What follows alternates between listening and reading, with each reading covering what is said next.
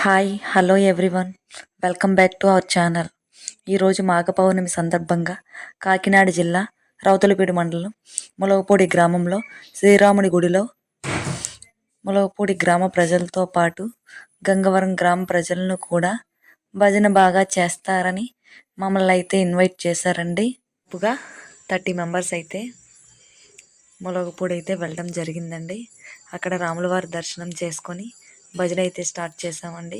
భజన అయిన తర్వాత అఖండ జ్యోతిని మా గంగవరం గ్రామం ప్రజలచే వెలిగించమన్నారండి. ఆ అఖండ జ్యోతి వెలిగించడానికి నేను నాతో పాటు మా గంగవరం గ్రామ ప్రజలు కూడా ఆ అఖండ జ్యోతిని వెలిగించడంలో పాల్గొన్నామండి. ఆ శ్రీరాముని గుడి దగ్గర ఉన్నంతసేపు నా మనసు అయితే చాలా ప్రశాంతంగా ఉందండి. ఆ ఆనందాన్ని నేను మాటల్లో చెప్పలేను.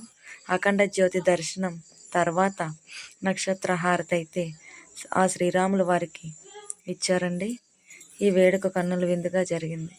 సో ఇలాంటి వీడియోలు ఇంకా మంచి మంచివి కావాలనుకుంటే నా ఛానల్ని లైక్ చేసి సబ్స్క్రైబ్ చేసుకోండి.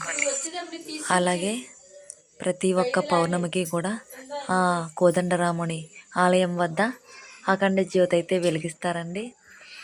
ఆ వెలిగించిన ప్రతిసారి కూడా అక్కడ కన్నుల విందుగా జరుగుతుంది.